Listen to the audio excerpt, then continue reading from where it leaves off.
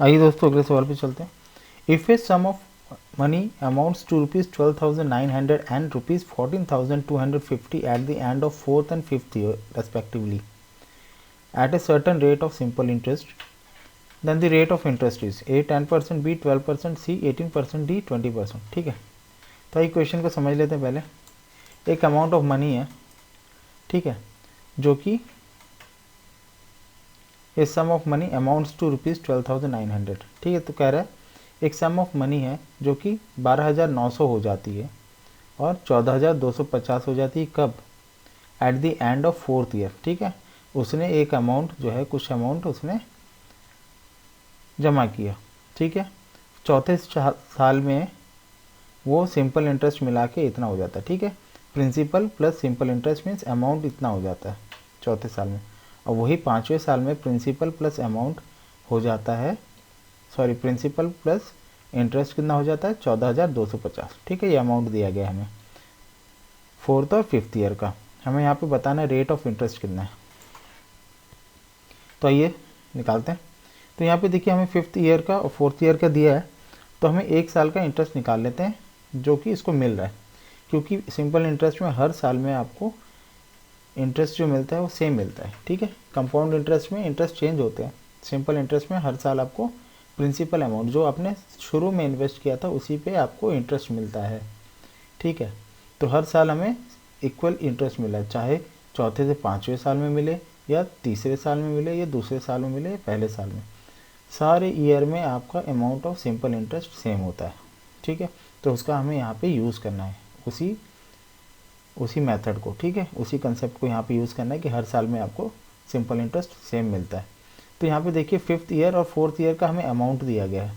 ठीक है, 2 साल का अमाउंट अगर आप माइनस करते हैं, ठीक है, फिफ्थ ईयर में आपको मिला है कुछ अमाउंट और फोर्थ ईयर में कुछ आपको मिला है अमाउंट। ठीक है, तो यहाँ पे आपको सिंपल इंटरेस्ट मिल जाएगा 1 साल का, जब आप माइनस करेंगे फिफ्थ ईयर का अमाउंट माइनस फोर्थ ईयर का अमाउंट।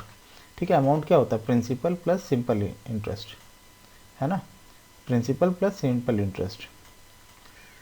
तो आपको पहले ईयर का अमाउंट माइनस दूसरे ईयर, सॉरी फिफ्थ ईयर का अमाउंट और फोर्थ ईयर का अमाउंट माइनस करेंगे तो आपका आ जाएगा 1 साल का इंटरेस्ट।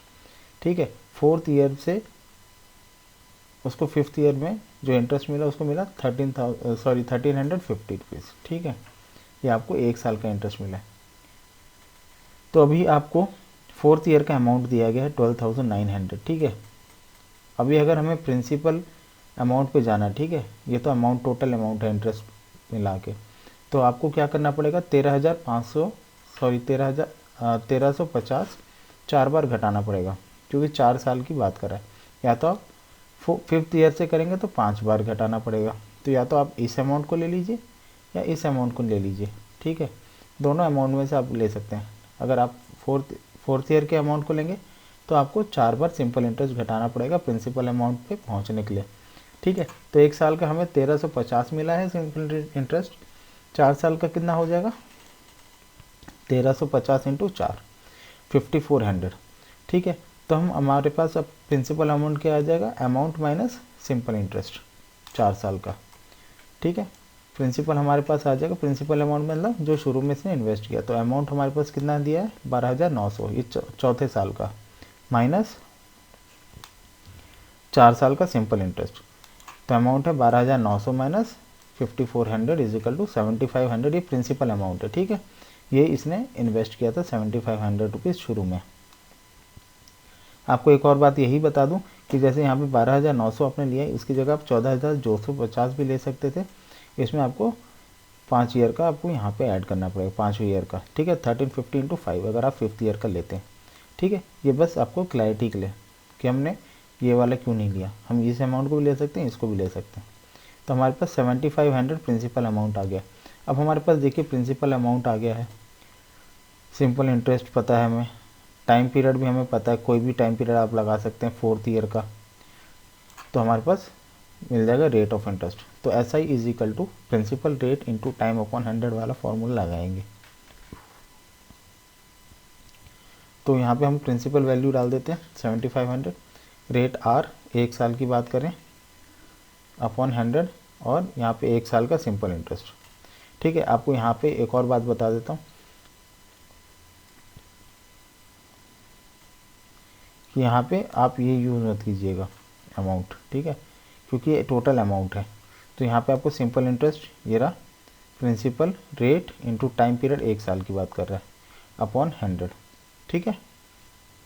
अगर आप यहाँ पे 4th ईयर का यूज़ कर रहे हैं, अगर 4th ईयर आपको टाइम पीरियड 4 यूज़ करना है, तो आपको क्या करना पड़ेगा, 12,900, तो 5400 वैल्यू यहाँ पे यूज़ करनी पड़ेगी, ठीक है। सिंपल इंटरेस्ट फॉर 4 ईयर्स, ठीक है। आप ये वाले डेटा को भी यूज़ कर सकते हैं, इस डेटा को भी, लेकिन सिंपल रखिए, 1 साल की टाइम पीरियड पे कीजिए ताकि आपका कैलकुलेशन ज़्यादा लंबा ना हो। तो 1350 हमारा फर्स्ट ईयर का, पहले साल का सिंपल इंटरेस्ट 1 साल का, is equal to principal amount into rate जो हमें पता करना है, इंटू टाइम पीरियड 1 साल का, अपॉन 100, 100 से 100 कैंसिल, 75, 135 अपॉन 75 आएगा, जो कि 18 टाइम्स में जाएगा। तो हमारा रेट क्या आ गया, 18%, ठीक है। तो आशा करता हूँ आपको समझ में आया होगा कि ये कैसे हमने 1 साल का सिंपल इंटरेस्ट निकाला। आपको ये ध्यान में रखना है कि हर साल का सिंपल इंटरेस्ट एक ही रहता है, ठीक है। 5th to 6th to 7th year में जो लगेगा सिंपल इंटरेस्ट, वो भी 1350 लगेगा। तो आपको यहाँ पे अमाउंट दिया जाएगा, अमाउंट से आपको प्रिंसिपल अमाउंट निकालना है सिंपल इंटरेस्ट को घटा के, ठीक है। तो आशा करता हूँ आपको समझ में आया होगा, ऑप्शन सी इसका सही आंसर है। Thank you for watching, like share और सब्सक्राइब जरूर करें।